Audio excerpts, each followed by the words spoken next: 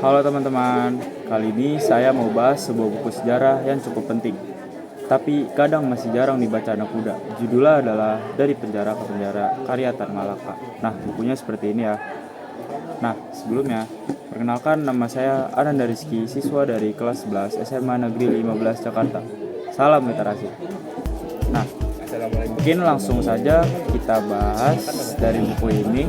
Buku ini bisa dibilang bukan sekedar tulisan, tapi juga semacam catatan perjalanan hidup Tan Malaka sendiri.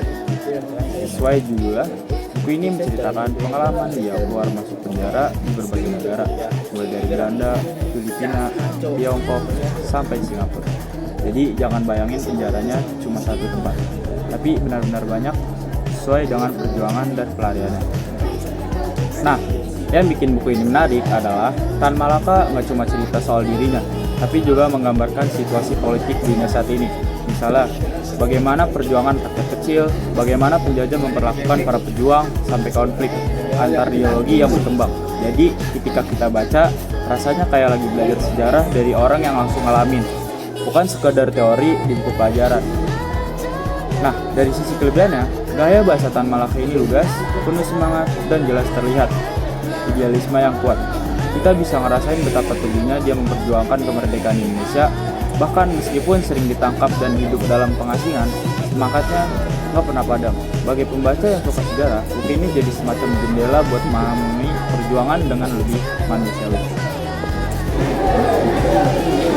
Tapi tentu aja ada tantangannya, karena ditulis dalam konteks zaman dulu, beberapa istilah dan pemikirannya bisa terasa berat.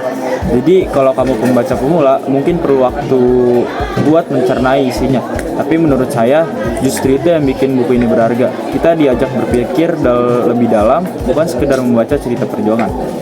Dari buku ini ada beberapa pelajaran yang bisa kita ambil. Pertama, perjuangan itu nggak selalu soal senjata, tapi juga soal pikiran, gagasan, dan konsisten. Kedua, kita belajar bahwa jalan menuju kemerdekaan itu panjang dan penuh pengorbanan. Dan yang terakhir, semangat Tan Malaka ini bisa jadi inspirasi buat kita menghadapi tantangan zaman sekarang. Jadi, kalau kamu tertarik sama sejarah Indonesia, khususnya pergerakan nasional, buku Dari Penjara ke Penjara ini wajib banget masuk ke daftar bacaanmu. Memang bukan bacaan ringan, tapi begitu selesai, kamu akan dapat perspektif baru tentang arti perjuangan.